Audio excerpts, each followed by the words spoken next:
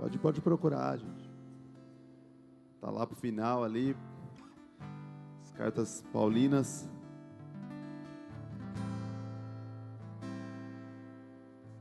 Segunda Timóteo 1:5. Amém? Vamos ler? Recordo-me da sua fé não fingida, que primeiro habitou em sua avó Loide e em sua mãe Eunice, e estou convencido que também habita em você. Feche seus olhos por um momento. Senhor Jesus, muito obrigado, Senhor, por esse dia, Pai. Muito obrigado, Senhor, porque o Senhor está presente em meus louvores. Senhor, em nome de Jesus, eu creio que o Senhor quer falar o nosso coração, direcionar, ministrar em nossas vidas, Pai. Continue nos guiando, em nome de Jesus, amém. Podem se assentar? Vocês estão felizes mesmo? Estão com a expectativa?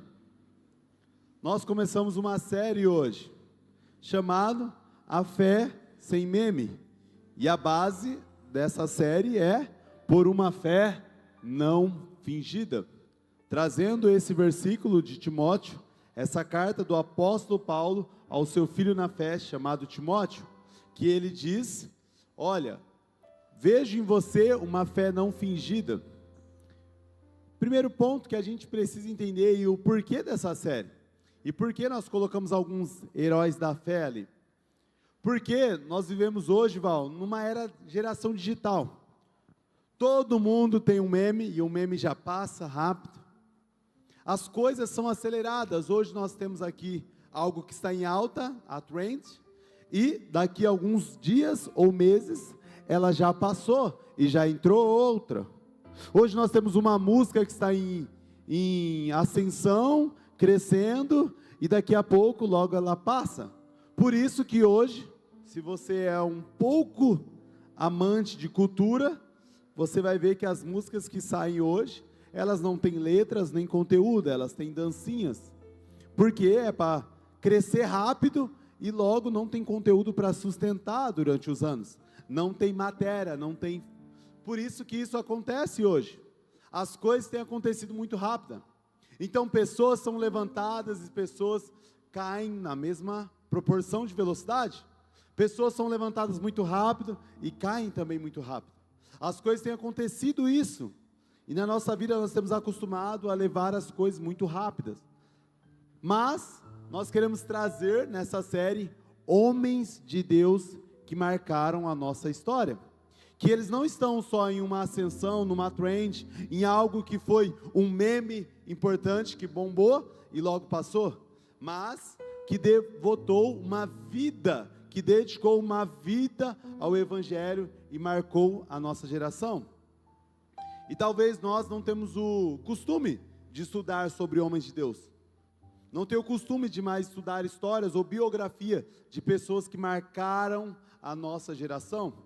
Então por isso que eu quero trazer esse foco, para trazer alguns pontos de homens de Deus que marcaram a nossa geração. Não marcaram através de uma máscara, um teatro, uma aparência, mas não, existia uma vida dedicada ao Evangelho. Amém? Não, vocês vão estar comigo, amém? Glória a Deus, gente. Não guarda aleluia e glória, sorte. E eu vou falar sobre um homem chamado João Calvino. Quem conhece João Calvino? Alguns ali conhecem, já ouviram. Conhecido por algumas teses, né? Ele foi conhecido por alguns pontos teológicos debatidos até hoje. Talvez você não conhece João Calvino, mas já ouviu a expressão calvinista, que é uma expressão usada por uma tese que ele constrói ali, uma teologia. Então ele é muito conhecido. Mas a gente às vezes somos acostumados a conhecer só esse lado de João Calvino. Só o que ele escreveu, o que ele debateu, e usamos isso para um debate. Mas porém nós precisamos conhecer a história de João Calvino. Quem recebeu na recepção aí um jornalzinho, um folheto? Amém? Todo mundo recebeu? Alguém não recebeu? Amém, todo mundo. Então, o que acontece? Aí você vai ter um conhecimento um pouco da história dele. Você vai aprender um pouco. Eu não vou entrar tanto na história dele, por isso, para ganhar um tempo, por isso que eu deixei esse folheto, para você aprender um pouco sobre a história, conhecer. E eu quero entrar num tema de uma cidade que foi avivada. Já ouviram? Quem já ouviu a expressão falar sobre avivamento? Avivamento histórico, você vai conhecer lugares que passaram por avivamentos, Rua Azusa, e vão ter outros ali. Aqui não é considerado tanto um avivamento assim, historicamente, porém eles colocam isso como um avivamento bíblico. O que aconteceu nessa cidade? Vamos lá comigo. Era um vilarejo pequeno, chamado Genebra. Hoje ali na Suíça, ali naquela região, apesar dele ser um francês, né, pregador do evangelho, que estudava, porém ele foi saindo dali e foi para Genebra. E ali ele começou a estudar, a aprender, porém aquela cidade, aquele vilarejo, era muito envolvido com política, corrupção, idolatria. Não tinha ali um movimento protestante, um movimento da palavra de Deus, não existia isso.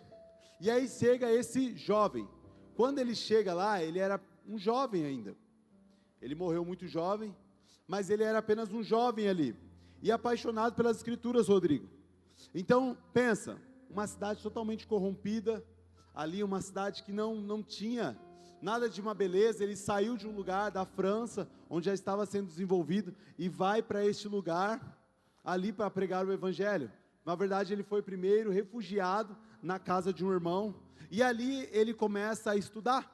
E ali nessa casa do irmão, ali ele viu alguns livros, e ele começou a aprender, e ele começou a estudar, a ponto que ele decidiu: eu vou pregar o evangelho, eu vou pregar a palavra de Deus. E ele decide, tanto de manhã, tarde, noite, ele pregava. Porém, Val, ele pregava totalmente diferente. Normalmente, igual eu estou pregando, é um tema, uma pregação temática. Eu escolhi um tema e a gente vai usando versículos, falando dessas coisas desse tema. Existe a pregação expositiva. Olha, gente, aqui é uma aula de teologia. O que é pregação expositiva? É onde você expõe o texto. Quem faz aqui Enraizados? Enraizados é uma pregação expositiva. O que acontece? Nós pegamos lá Atos 23, nós lemos Atos 23, nós falamos dali, nós não usamos um tema, nós usamos simplesmente Atos 23. E ele vai pregar toda a Bíblia nesse quesito expositivo. Ele começa de manhã e ele começa, Gênesis 1, essa é a minha pregação. No outro dia, Gênesis 2, pregação. Gênesis 3, pregação. E ele decide fazer uma pregação assim, expondo o texto. E aí, o que começa a acontecer em Genebra? Acontece um avivamento ali, aonde todos daquela cidade se convertem. Onde a Bíblia é esgotada em semanas, quando ele começou a pregar. Não tinha mais Bíblia para comprar. Não tinha mais lugar onde procuravam a Bíblia. Eles começaram a abandonar as práticas pecaminosas e aquela cidade começou a se movimentar. O primeiro ponto que eu quero trazer sobre a vida de João é a importância da palavra de Deus, a importância da Bíblia. Por isso que eu tenho frisado para que você busque ter a sua Bíblia, que seja a sua Bíblia física, para que você tenha mais amor, apreço aquilo, anotar, escrever, a buscar isso, ter esse relacionamento com a palavra de Deus, ter esse relacionamento onde a gente vai aprendendo, estudando da Bíblia. A gente precisa ter amor às Escrituras. Para isso a gente precisa ter disciplina. Vou contar uma história para vocês. Um dia, chega um homem numa cidade, de indígena. Lá eles se garantiam que eles dançavam e chovia. Os índios tinham a certeza. Aqui quando a gente começa a dançar, a chuva cai. Se a gente dançar aqui, a chuva cai. A gente que faz a chuva cair. E aí esse cara falou: mano, será? Cara, eu vou desafiar. Então pensa comigo, Simon. Eles reúnem todo mundo aqui e dizem assim: ó, gente, vamos lá, índios. Eu quero ver se vocês vão fazer mesmo. Se vocês dançar e chover, a gente vai abençoar com todo o ouro e riqueza. E os índios ficaram empolgados e falaram assim: mano, a gente vai. E aí eles se reuniram e começaram a fazer a dança da chuva. E aí passou um dia, não choveu. Aquele repórter falou: mano, esses caras estão me enganando. E aí ele procurou o cacique e falou assim: cara, já faz mais de um dia que vocês estão dançando e ainda não caiu chuva. Cara, vocês não fazem chuva. Eles assim: calma, Falei, então como que funciona? Ele falou assim, cara, a gente começa a dançar até chover. Quando choveu, a gente faz. Resumo da história. O que aqueles índios estavam ensinando para nós? Começa a fazer uma coisa até acontecer. Porque às vezes a gente fica procurando algo acontecer para a gente se movimentar, Rodrigo. Qual que é a questão? Pastor, eu preciso entender mais da Bíblia, eu preciso fazer isso. Ah, como que eu faço para ler mais a Bíblia? Como que eu faço para me apaixonar mais pelas Escrituras? Vai lendo até a paixão chegar. Vai lendo até a vontade de buscar mais o Senhor chegar. O que nós esperamos é uma vontade chegar, para aí nós começarmos a ler a Bíblia. Uma vontade vir mística, que vem, que você acorda, e você vai, e aí você começa a estudar as Escrituras. A paixão vai enquanto mais você vai estudando. A paixão começa quando você vai mais se aprofundando. Não primeiro vem a paixão e depois a leitura. Não, primeiro vem a leitura, e através da leitura você se apaixona pelas Escrituras. Então nós estamos aqui com a galera mais jovem, e eu vou ensinar uma coisa para vocês. Anota isso daí, ó. Anota. Meninos fazem o que querem. Homens fazem o que precisam. Quem aqui trabalha? Quem aqui tem boleto para pagar? Vocês levantaram mais alto o boleto do que trabalhando. O boleto deve estar mais alto que o salário. Mas todos aqui, ou a maioria, trabalha. Porque tem boleto para pagar, amém? Amém, gente? Só o Kevin tem boleto? Prega comigo, gente. Por que vocês vão trabalhar? Porque vocês amam trabalhar? Talvez alguém tenha uma área que ama trabalhar, mas também, mesmo que ama, tem dia que você fala, mano, eu não quero ir para aquele lugar. Mas você trabalha porque você precisa, porque você tem algo para cumprir ali, um combinado, um contrato, CLT, se você tem alguma coisa que você precisa prestar um serviço, fazer o que deve ser feito, porque você tem obrigações. E nós levamos essas obrigações a sério. Nós estamos no lugar que a gente falou, nós colocamos o uniforme que a gente falou que ia fazer.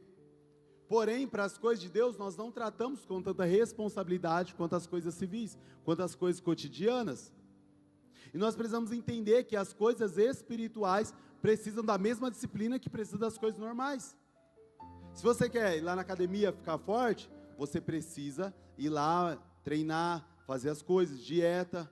E para Deus é a mesma coisa. Se você quiser viver uma vida para Deus, quero viver uma vida de quero transformar a minha cidade. Eu quero entender que eu quero transformar a minha geração. Eu não quero ser qualquer um. Eu não quero vir para essa terra e não marcar a minha geração. Eu não quero viver uma vida normal nessa terra. Eu quero viver uma vida que Deus me use para transformar a geração. Então você precisa se comportar de forma diferente. E quanto mais vai se intensificando, é mais. Quem conhece aqui Ramon Dino? Bodybuilder. A dedicação dele é totalmente diferente da dedicação do Vitor, que treina. Por quê? Porque o propósito dele sobre a academia é maior do que o do Vitor. Qual que é o seu propósito em relação ao Evangelho? Porque vai definir como que você vai se comportar em relação a isso. João Calvino entendeu que ele tinha um propósito sobre aquilo ali. A clareza do propósito de entender, cara, eu vou dedicar a minha vida. Eu vou dedicar a minha vida com todo o esforço, com toda a minha dedicação que eu tenho no meu coração, que eu tenho na minha vida, eu vou dedicar. Eu vou dedicar às Escrituras. Eu vou dedicar a buscar o Senhor, eu vou me dedicar, porque eu entendi, eu tenho uma palavra de Deus. Eu carrego algo. Eu entendi que o Senhor me libertou. Eu entendi que eu sou amado pelo Senhor. Eu entendi que eu era mesmo sendo pecador, o Senhor me escolheu. E a pauta de João Calvino era isso. Somos pecadores e alcançados pelo Senhor. Somos pecadores, nós não merecíamos isso. Mas enquanto você não viver uma vida e ter uma responsabilidade com o Evangelho, você não vai transformar a sua geração. Você não vai transformar a sua cidade, você não vai transformar a sua casa. Você precisa entender, eu tenho uma responsabilidade com o Evangelho. Eu tenho uma responsabilidade. Ele começou a mudar toda uma cidade através da palavra de Deus sendo pregada com fidelidade. Sempre falo isso. Nós não aceitamos algo aqui, falei, eu acho que essa dinâmica lá no Open Talk, mas se você namora, seu namorado falar para você, ó, eu sou 99% fiel a você, você aceitaria? Não.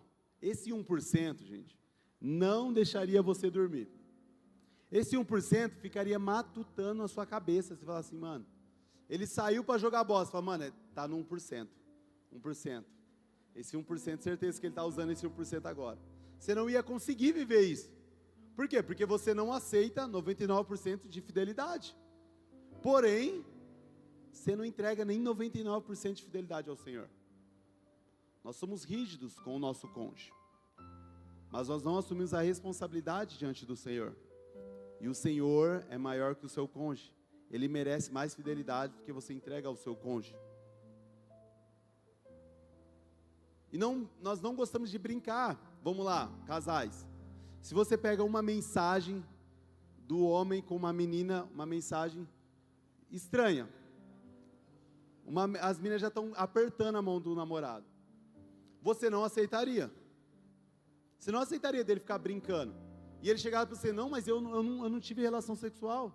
A gente só trocou umas mensagens caliente. Você aceitaria? Vocês já estão bravas já. Mas ninguém aceitaria. Porém, vocês fazem isso com o Senhor. Vocês brincam. Vocês gostam de estar na beira, igual eu estou aqui, ó, pronto. Mais perto de cair. E nós não afastamos da beira. Nós não colocamos barreiras.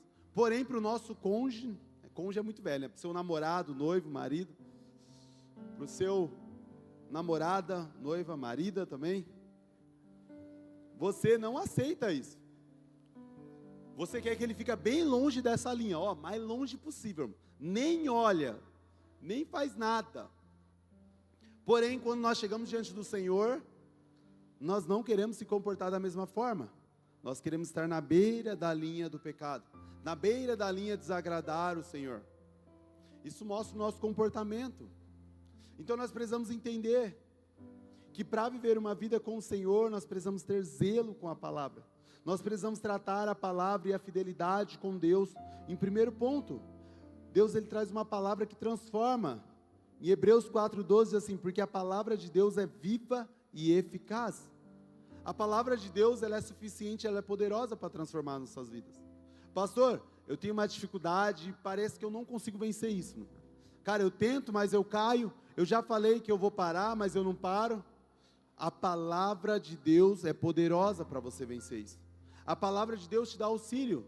Vá para a palavra de Deus e busque. Senhor, me ajuda a mudar. Me ajuda a ser transformado pelo Senhor. Me ajuda, Senhor, a ser transformado. Me traz luz pela Tua palavra. Eu passei por uma experiência e Deus mudou totalmente essa palavra no meu coração. Eu ia trazer um ponto aqui, Vince, que apenas a gente ler a palavra já é suficiente. Mas aí, na sexta-feira, na verdade desde quinta, quero compartilhar algo, né? Felizmente, nós estamos aqui com o nosso irmão Rodrigo na ilha, que agora é Rodrigo em Campinas, mas aconteceu uma fatalidade, ele perdeu a mãe, né? Depois vamos orar por ele, e eu estava com ele nesse momento e tal, e eu comecei a entender, gente, que existe áreas que nós não temos teologia para explicar. Eu vou compartilhar aqui, um momento meio íntimo seu, mas... Exemplo, a gente estava lá e a gente estava num café, ali na verdade a gente passou por vários momentos, mas ali onde a gente viu a graça de Deus, a presença de Deus ali, mas nós estávamos num café almoçando, terminamos de almoçar, a irmã dele chega chorando e diz assim, ela morreu, e ali a gente abraça ela ali, e ali, Elton, eu não tinha citar Calvino, eu não tinha como citar as teses, e ali eu comecei a entender o ofício pastoral. Ali eu só precisava abraçar e manifestar tudo que eu carregava de palavra de Deus através de um abraço. Tanto no Rodrigo, tanto nas irmãs dele, no padrasto ali dele.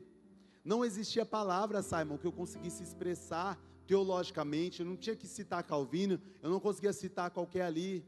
Eu não conseguia citar as teses. Eu só precisava manifestar o Evangelho através de um abraço. Manifestar uma palavra viva, Porque agora não era mais uma palavra pregada, mas era uma palavra viva no nosso coração. E aí, isso acontece na quinta, na sexta-feira a gente vai para o velório, e eu saio dali porque eu marquei de pregar na Fundação Casa.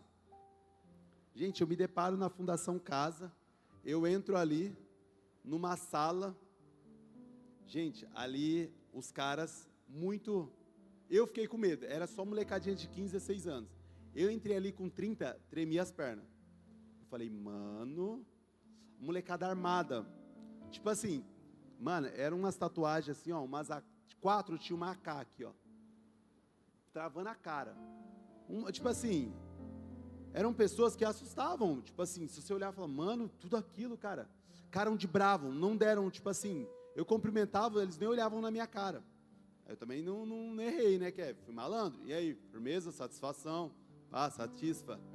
Já comecei a trocar ideia, e mesmo assim eles não deram o ar da graça para mim. Conto sua história, falei, mano, sou malandro, já fui malandro também, certo? Já vi os corre de 6, tô ligado qual que é, PJL para nós, e vamos sair, logo logo a liberdade canta. Fui, tem que entrar na onda, tem que se fazer de prisioneiro. E aí eu tentei de várias abordagens e eles não conseguiam. E aí, o pastor Léo, que estava ali, foi pregar. E eu falei, mano, se dá uma oportunidade, eu tenho uma palavra aqui, né, que você fala, mano, tô pronto, Val. Falei, mano, se quiser. E aí, na hora que ele foi contar a pregação, Gabriel, ele começou assim, gente, vou contar uma parábola de Jesus. Quem sabe aqui o que é parábola? Aí um cara já levantou e falou assim, ô pastor, parábola é um conto verdadeiro. Eu falei, mano, ele já falou que não é parábola. E aí ele começou a perguntar, e ninguém sabia o que era uma parábola. Eu comecei a ficar de cara, eu falei, gente, eu acho que eu estou ficando muito na igreja. Na minha cabeça, quem sabe o que é uma parábola aqui? Vocês têm que ir para a cadeia pregar lá para vocês entenderem. Porque todo mundo sabe, às vezes, que é uma parábola, uma história que Jesus usava, de uma forma de contar. E eu já ia pregar um texto como se todo mundo ali soubesse da Bíblia. E aí eu comecei a falar, aí eu peguei e falei, mano, eu tenho um sermão na minha cabeça, que se eu precisar pregar, eu vou pregar ele. E aí eu falei, mano, agora eu não consigo pregar mais esse.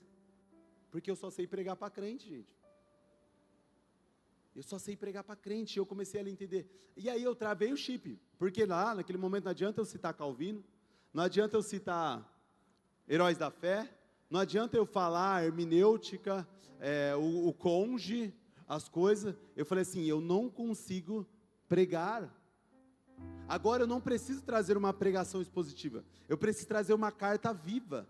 Eles precisam olhar para mim e falar assim, cara, habita a palavra de Deus em você. Não citada, não falada de uma forma bonita, não usando teofania, usando palavras bonitas, mas uma palavra viva que liberta. Então, mais importante do que você ler, conhecer, estudar, essa palavra é viva em você? Essa palavra, ela traz vida em você? Viva a ponto de você viver a sua vida. O seu comportamento está baseado na palavra. O seu testemunho está baseado na palavra. Quando você está numa roda, você quer compartilhar da palavra de Deus. Ela está viva em seu coração. A Bíblia vai dizer que vale mais um cão vivo do que um leão morto. Estava até falando isso com o Val. O que acontece, gente? Quem já fez trabalho lá com os moradores de rua? Gente, os caras dão um baile em qualquer um aqui em Bíblia. Qualquer um aqui que pegar e tentar debater ali vai apanhar. Porém, são um bando de leão da Bíblia. Sabem muito, mas estão mortos porque não aplicam a Bíblia. Porque ela não é viva nos corações dele. Mais vale, a minha mãe, com pouca sabedoria, nunca conseguiu ler a Bíblia toda. A gente debate algumas Bíblias lá, a gente conversa, a gente liga, e eu comecei a pensar nisso. Não sabe, não tem escolaridade para isso, ela não consegue, ela tem muita dificuldade, então eu vou explicando, eu vou fazendo aos poucos ali com ela, mas desde quando ela encontrou Jesus, ela nunca se desviou. E ela se converteu quando eu tinha 3 anos, hoje eu tenho 30, 27 anos, porque eu sou bom em matemática. Mas ela nunca se converteu, sempre teve a fé no coração dela. Então, o quanto de Bíblia tem em você? Não quero mais saber o quanto que você conhece de Bíblia, mas é o quanto que a Bíblia tem em você. O quanto que você tem de Bíblia dentro de você, a ponto que quando acontecer uma adversidade, você vai buscar no Senhor. Tiago, ele vai dizer assim, ó, tenha a fé aplicável, né? A Bíblia, aquele que ouve as minhas palavras e não a pratica é como alguém que olha no espelho e logo perde o reflexo. Alguém que tem a Bíblia, que crê que ela pode mudar, que crê que ela pode transformar, mas não aplica na sua vida, não adianta. Nós precisamos assim, entender que o poder de Deus, para a gente transformar a nossa vida, é ter uma palavra viva em nosso coração, é ter a palavra enraizada em nosso coração e aplicada na nossa vida.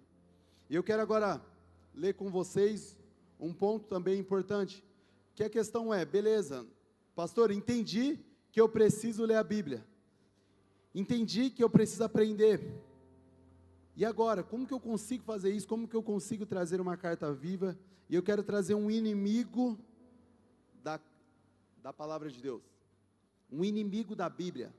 Abra aí Provérbios 6:6.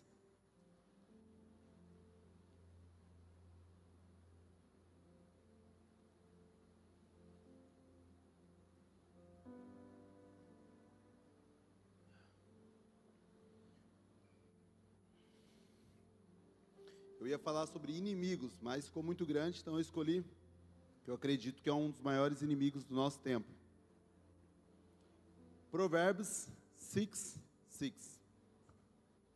English.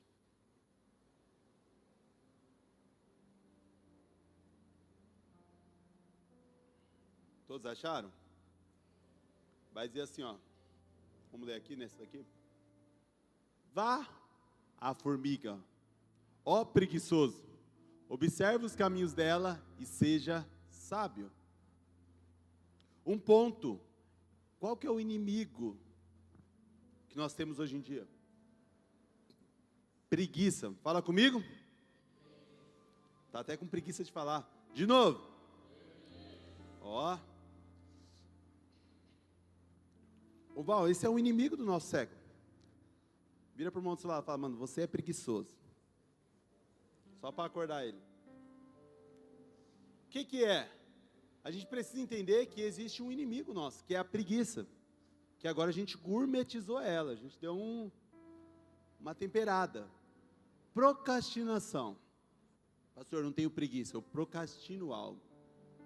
Está gourmetizando os pecados para que aí não... Mas pastor, não está na Bíblia que procrastinar é pecado. Você só está tentando, é sabor gourmeticar, né? Mas é preguiça. O que acontece? A gente tem visto, ano passado saiu uma palavra, todo ano ali, eles estudam e liberam uma palavra que faz sentido para o ano. A palavra do ano passado foi cérebro podre. O que significa isso? Quer dizer que nós estamos apodrecendo o nosso cérebro. O uso das redes sociais, o vício pelo celular, o vício pela dopamina barata e rápida, todas essas coisas têm acabado com as pessoas de serem inteligentes. A próxima geração será a única geração que vai surgir, que vai ser mais burra do que a geração passada. Com a geração que tem mais conteúdo, mais acesso ao conteúdo. E vão ser a geração mais burra. E nós estamos sendo uma geração... Por quê? Porque nós não se comportamos, nós não fazemos. Precisa ler a Bíblia. Ah, mas eu quero ver Netflix, eu quero ver celular. Ah, eu estou cansado do meu trabalho. Sabia, gente, que tem caído drasticamente o número de pessoas que trabalham, de jovens? Não, mas é drasticamente. Claro que a gente viu que existe um aumento de profissões como Uber, iFood, 99, essas coisas aí, claro que tem aumentado. Porém, os jovens não querem trabalhar. Os jovens não querem mais estudar. Antigamente, tinha orgulho de fazer faculdade. Pô, você fala, mano, na minha família eu fiz faculdade. Hoje em dia, as pessoas não querem ir para uma sala de aula. 4 anos estudando, pelo amor de Deus, não. Sai fora já. Indo para a faculdade, pelo amor de Deus, vou fazer IAD pelo ChatGPT. Eu sei que você que faz IAD, você faz pelo ChatGPT, viu? Hoje em dia as coisas tá assim. Por quê? Porque as pessoas não querem se dedicar a estudar, a aprender, buscar conhecimento. Isso a Bíblia vai dizer, vocês perecem por falta de conhecimento. E o conhecimento tem atrapalhado você de alcançar lugares mais altos em Deus. A falta de buscar ser uma pessoa inteligente, buscar ler livros, de buscar aprender mais, se aprofundar da palavra de Deus. Nós acostumamos a ficar no raso na nossa vida. Nós não acostumamos, vai fazer alguma coisa, vamos gastar a nossa vida? Ah não, cansado, não, sábado, vou assistir ao vivo. Vamos fazer uma parada, vamos orar, não, estou cansado. Vou ficar aqui em casa vendo Reels. Isso tudo mostra um comportamento de sendo vencido pela preguiça, sendo vencido por um pecado que chama preguiça, que às vezes não é confesso. Tem uma lista que eu chamo de pecados não confessos. Ninguém acorda e fala assim, Deus, me perdoa. Senhor, eu sou preguiçoso. Ninguém vai fazer isso. Ninguém ora, Senhor, eu sou invejoso. Ninguém vai orar, Senhor, eu sou egoísta. Normalmente a gente não confessa. Senhor, eu caí na pornografia, me perdoa. Senhor, eu caí aqui nessa área. Senhor, eu menti, me perdoa. Senhor, eu fiz isso, me perdoa. Mas a preguiça ninguém confessa. E ela tem dominado a nossa geração. Tudo que nós fazemos é pelo mínimo esforço possível. Tem até uma teoria isso, eu comecei a estudar. O mínimo esforço, Rodrigo. O que eu consigo fazer com o mínimo esforço possível? Eu vou fazer. Então o que acontece? Nós não queremos mais rasgar a nossa vida sobre o Evangelho. Nós não queremos mais dedicar a nossa vida. Nós só queremos ficar no nosso comodismo. O que é cômodo para mim? Pastor, eu vou procurar algo aqui no ministério, cara, que eu vou trabalhar onde eu consigo ficar mais cômodo para mim. A Bíblia vai dizer que os jovens, ele precisa dedicar a sua vida no Evangelho. Você dedica a sua vida no Evangelho. Você dedica a sua casa, a sua vida toda no Evangelho. Só que, porém, hoje em dia nós não queremos dedicar a nossa vida ao Evangelho. João Calvino, ele dedicou a vida dele. Ele foi transformado tanto por Jesus que ele falou, cara, eu quero entregar a minha vida ao Senhor. Hoje não existe mais pessoas que querem ser missionárias. E Deus tem mudado meu coração, eu compartilhei isso com vocês, no Enraizados. O Enraizados a gente entrou, e aí a Bianca estava lá, ela estava na Desescope, e aí Larissa, ela começou a mostrar as camas. Cara, todas as camas eram, todas uma em beliche assim, ó. Cara, pensa num negócio, e ela tinha um pedacinho de guarda-roupa. Eu falei aquilo, falei, Gabriel, mano, eu não queria para esse lugar, mano. Abandonar minha cama, abandonar meu guarda-roupa, ter que dividir minhas roupas para colocar poucas roupas ali, porque não cabe. Eu comecei a pensar isso, eu não falei. Mas eu falei, nossa, mano, que loucura é essa? Para que isso na vida? E aí a gente vai ler Apóstolo Paulo, indo para Jerusalém, e as pessoas falam, Paulo, você vai ser morto. Não vai, Paulo, não vai. E eles assim, eu não estou indo lá para ser apenas preso, eu quero ser morto mesmo pelo Evangelho. Um cara que se dedica à vida a ponto de querer a morte se for preciso, mas eu vou deixar de pregar Cristo. E nós às vezes não queremos sair do nosso comodismo, nós não queremos sair do nosso sofá, nós não queremos abandonar um celular pelo Senhor, nós não conseguimos ficar num culto sem mexer no celular, sem ver um reel, sem ver as coisas. Nós não conseguimos, nós estamos presos a isso. Nós não conseguimos mais renunciar pelo Evangelho. E a pergunta é, você quer transformar a sua geração? Você quer viver um Evangelho? Fala, mano, eu quero viver minha vida, é isso mesmo. Porque isso é uma escolha. Se você, o que define a sua escolha? O tamanho da revelação que você tem. Não é a sua vontade, mas é o quanto que você entenda que você foi alcançado por Ele. Estávamos compartilhando quando o Vince foi pregar. O Vince falava, eu não quero pregar, eu não queria pregar. Por que ele pregou? Porque ele foi tão alcançado por uma verdade, por uma palavra, a ponto que ele não mais decide como ele vai. Pastor, eu não quero. É porque você ainda não foi alcançado pelo Senhor. Completamente. Aquele que foi encontrado pelo Senhor, aquele que entende que é pecador e que, como diz o Pedro, quando eu estava orando aqui, para onde eu irei se só tu tens a palavra de vida eterna? Quando você é encontrado pelo Senhor, como Paulo viu, né? Paulo, ele caiu do cavalo e ele viu o Senhor a ponto de ele dedicar toda a vida dele a Ele. O que nós precisamos é ver ao Senhor. Quando nós vemos ao Senhor e nós tomamos uma decisão de eu quero viver a minha vida para o Evangelho, eu quero me dedicar, custe ao que custar.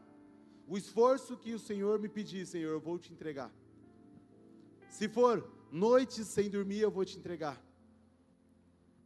E eu fazia essa oração, e quando eu estava mostrando essa mensagem, trazendo esse ponto, eu comecei a pensar em noites que eu já entreguei, que não foi para o Senhor. Eu já passei dias virado em rave, balada, e eu não consigo passar uma noite mais com o Senhor, eu não consigo entregar, eu não ligava eu saía de madrugada, virava à noite, na sexta-feira, e ia com o busão para trabalhar. Não sei se você já fez isso, mas ir no último busão e voltar no primeiro, quem já fez isso? Só eu sei. Pô, ninguém mais teve essa loucura? Vocês eram mais ricos, né? Na época não tinha Uber. Eu lembro que eu ia no último busão, mano. No último busão e voltava no primeiro. Depois pegava para ir trabalhar. Chegava em casa, tomava uma ducha e ia trabalhar. E eu entreguei essa vida por diversão, por loucura para Satanás. E por que para o Senhor eu não consigo entregar a minha vida mais? Eu não consigo ser tão louco para o Senhor. Eu já fui para lugares que eram caóticos. Eu comecei a lembrar de mensagens que eu já corri de polícia em lugares que misericórdia. Já fiz tudo coisa, já fiz loucura. Já andei. Eu lembro que a Larissa, lembra quando a gente andou? A gente já saiu, já foi até o Shopping Campinas, lá da Vila União até o Shopping Campinas andando. Minha mulher pediu para buscar pão e eu estava sem carro. Nossa, eu bati o pé. Falei, pelo amor de Deus, cara, tem que andar até a padaria. E às vezes a gente já entregou tanta coisa para o mundo. E por que para o Senhor a gente luta tanto para entregar as coisas? Por que para o Senhor nós somos tão preguiçosos de entregar ao Senhor? E nós precisamos entender que o Senhor, se Ele quer a nossa vida, nós precisamos entregar a Ele. João Calvino entregou totalmente a sua vida ao Senhor. Ele não entregou por aparência, por metade. Ele não teve uma fé fingida que ele entregou ali por aparência, postando apenas uma foto, um versículo. Não, ele trouxe as palavras vivas nele. E olhando e estudando toda a vida de Calvino, eu fui buscar erros na vida de Calvino. Por quê? Porque quando nós olhamos, Val, esses heróis assim, nós imaginamos que eles eram perfeitos. Cara, esses caras é louco, os caras pregavam 3 vezes. Falava, meu Deus, eu não tenho nem como eu vou me comparar a esse cara. Sou todo depressivo, crise. E aí você começa a analisar. Então, eu até comecei a pesquisar a tese de doutorados para procurar características da vida de Calvino, de pessoas que relataram que andaram com ele. Calvino, ele não gostava de pessoas. Quem aqui já combina com Calvino assim? Não gosta de estar muito perto de pessoas. Não gosta de ficar me envolvendo. Ele ficava isolado. E aí, qual que era a treta? A treta era, você é pastor, você tem que estar lá com a galera. E aí, a ponto dele brigava. Ele já brigou com muita gente. Ele brigava com as pessoas. Ele era estúpido. Porque ele queria que a tese dele seja verdadeira. Então, quando uma pessoa contrariava ele era estúpido. Ele brigava. A ponto de uma briga, eles quase sair na mão com um outro pastor. E o pastor diz, amaldiçoado seja a sua vida. Então, Calvino, ele era uma pessoa imperfeita. Alguns relatam, claro, gente, estudo lá, não tem como. Hoje em dia, a depressão está nesse tempo.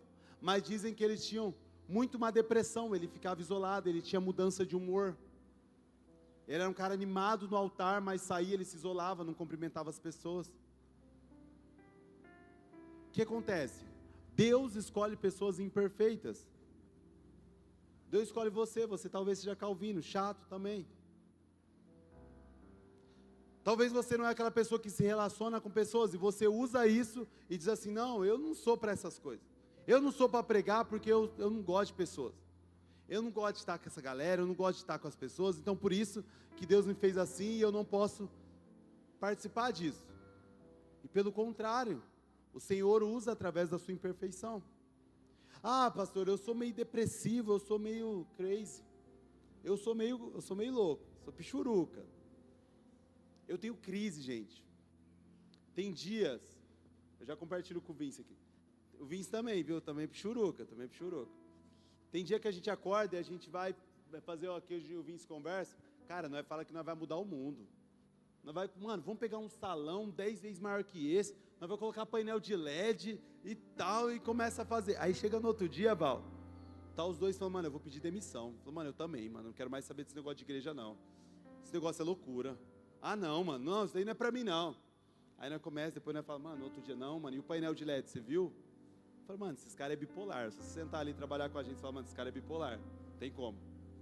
Mas o que acontece? Nós também somos imperfeitos e temos crises. Quem tem crise aqui?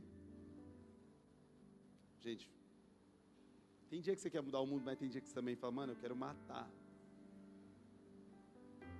Quem namora viu, mano. Mulher tem muita mudança de humor. Não sei se minha esposa está ao vivo, senão eu já ia... Mas mulher é complicado, gente. Não é nem o tema da conversa, só para me desabafar um pouquinho, viu, gente? Pronto. Mas o que acontece? Tem as nossas imperfeições. Eu também reclamei de buscar pão. E sendo que eu já fiz muitas coisas para o mundo e não consigo buscar um pão para minha esposa. Olha que sem vergonha, me perdoa. Ela nem sabe que eu fui chutando as pedras assim, no caminho. Buscar pão, parece o Chaves, né? Mas como? Por quê? Porque a gente é imperfeito, gente. Às vezes fala, nossa, o pastor prega, nossa, ele é santo. Não, gente. Todos nós temos imperfeições. Você também é imperfeito. Você também é chato. Vira para o irmão e fala, você é chato. Escolha a pessoa certa, viu, mano? Não fala pro legal, brincadeira, viu, gente? Mas, nós temos a nossa chatice. Todo mundo tem uma chatice, não adianta. Tem gente que tem bastante, tem gente que tem pouca, mas todo mundo tem. Então, só que nós não podemos colocar as nossas imperfeições, colocar os nossos erros e as nossas falhas e impedir, e acha que isso é um empecilho de Deus agir. Pastor, não, Deus não vai me usar porque eu tenho muita crise, eu sou meio louco, eu não aguento, eu sou muito pecador, eu caio toda hora no pecado, eu não consigo controlar as minhas coisas. Não, mas Deus quer te usar dessa forma. Deus quer usar você para que você possa transformar vidas. Deus quer usar você através da sua imperfeição, através das suas lutas, suas crises, suas travas. Nós precisamos entender e buscar o Senhor. E o Senhor vai nos transformando, tem coisas que Ele muda, tem coisas que demora mais tempo, mas isso não pode te impedir do desejo de transformar o mundo. O desejo de falar assim, Senhor, eu quero transformar a minha geração. Trazendo essa série, estudando, faz uns 15 dias que eu tenho mergulhado. Eles até colocaram minha foto com o Calvino aqui. Parece eu, gente? Nem parece, ninguém viu que era eu, né? Mas sou eu ali, Calvino. Acontece, comecei a mergulhar, a estudar, e eu comecei a ficar impactado em falar, Deus, eu quero mudar minha geração. Deus, eu quero fazer algo diferente nessa terra. Deus, eu não quero ser o mesmo. Deus, eu não quero viver uma vida mediana. Se for para viver uma vida nessa terra só para trazer riqueza e morrer, e chegar lá no céu e não ouvir do Senhor,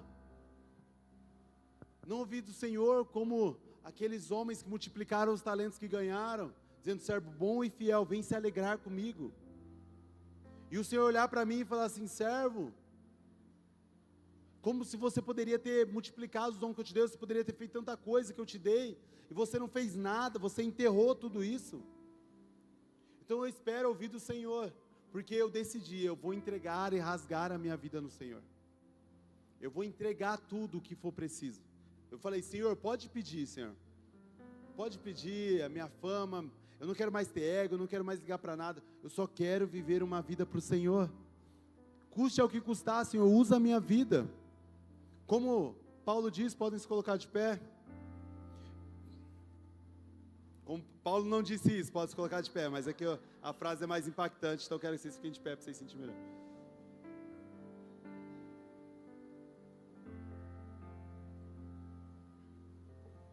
Paulo, ele traz uma declaração assim, ó, Rodrigo, estou crucificado com Cristo, não vivo mais eu, mas Cristo vive em mim. Val, isso daqui é poderoso, cara, Porque ele traz uma declaração de crucificação. Ele traz uma declaração que ele está morto com Cristo. Que ele não quer mais viver uma vida para ele. Que ele não quer viver uma vida para as vontades dele. Ele quer viver uma vida inteiramente ao Senhor. Ele quer viver uma vida dedicada ao Senhor. Eu considero tudo o que eu fiz como perda depois que eu encontrei Jesus. O meu desejo e a minha oração, montando esse sermão, falando com Deus, orando, clamando, era: Senhor, se revele a eles. Se revele a eles a ponto de olhar e dizer assim: eu considero como perda. A partir de quando eu vi o Senhor, eu considero a minha vida como perda. Eu perdi o valor da minha vida. Não estou mais nessa terra para arrumar um namorado, uma namorada, para casar, para comprar um carro. Não, eu estou uma vida agora dedicada ao Evangelho, ao Senhor. Porque eu vi o Senhor. E depois de ver o Senhor, eu não consigo viver a minha vida da mesma maneira. Depois de ver Cristo, eu não consigo me comportar da mesma maneira. Cristo é tudo para nós. O Senhor, depois que nós vemos o Senhor, nós consideramos tudo como perda. E nós conseguimos viver não uma fé fingida. E uma fé fingida não é uma fé que não tem erro, que não tem falha. Uma fé que você não erra, que você não falha. Mas é uma fé que é entregue ao Senhor. Uma fé dedicada ao Senhor. Uma fé inteiramente prostrada ao Senhor. Nessa noite, eu quero que você feche seus olhos e você saia com uma decisão. Você quer viver uma vida ao Senhor? É uma decisão sua. Não é do seu namorado, seu marido, esposo. Não é do seu amigo. Não é o momento de você falar assim: vamos juntos. Pegue na minha mão, vamos lá junto comigo. Não, é uma decisão sua. Você quer viver essa vida dedicada ao Senhor? Uma vida que vai te custar muita coisa. Mas quando você olhar para Jesus, você vai dizer: eu considero tudo isso como perda. Isso tudo perdeu o valor para mim. As coisas começam a perder o valor quando eu encontro o Senhor. As coisas parecem que não tem mais o valor quando eu te vi, Senhor. Depois eu te vi, as coisas parecem que não tem mais sentido para mim. Viver para ganhar um carro do ano, viver para comprar uma casa, não tem sentido viver uma vida para isso. O que eu quero viver é uma vida para o Senhor. Feche seus olhos, começa a falar com Ele. Senhor Jesus, Pai, o Senhor está aqui, Senhor. Nós dedicamos a nossa vida ao Senhor, Pai. Eu escolho viver uma vida para Ti, Pai. E uma vida sem reserva, Pai. O que eu tenho de melhor para Te dar é essa vida aqui nessa terra, Pai. Eu quero entregar essa vida que eu tenho na terra unicamente ao Senhor, Pai.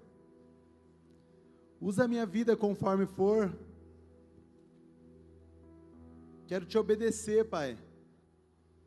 Do que o Senhor pedir, Pai, eu quero viver uma vida dedicada ao Senhor, Pai. Quero ver uma vida dedicada à obediência, Pai. Eu não quero priorizar o meu conforto, o meu ego, Pai, acima da Tua verdade, acima da Tua palavra, Pai. Senhor, em nome de Jesus, eu creio, Pai, que eu quero ter uma fé viva, uma palavra viva, eficaz no meu coração, Pai. Guardei os mandamentos do Senhor em meu coração para não pecar contra Ti, Pai. Senhor, em nome de Jesus, nos imunda com Tua graça, nos imunda com Teu poder, Pai. Espírito Santo, Senhor, vem de encontro agora aos nossos corações, Pai. Nós queremos viver uma vida ao Senhor, Pai. Toma o nosso espírito, Pai. Toma o nosso coração, toma as nossas vontades, Pai. Espírito Santo, vem sobre nós, Pai. Vem sobre nós, Espírito Santo. Começa a derramar do Teu poder, Pai. Começa a derramar da Tua revelação sobre o Teu povo, Pai. Estamos aqui, Senhor, ansiosos pela Tua presença. Nós queremos ver o Senhor, Pai. Nós queremos ver a Tua face, Pai. O que esses homens viram, Pai, que foram transformados, Senhor. O que esses homens viram, que decidiu considerar a vida como perda, Pai. O que esses homens de Deus viram, Pai, que abandonaram tudo por Cristo, Pai, nos revela, Senhor. Nos revela, Jesus, nos revela, Pai.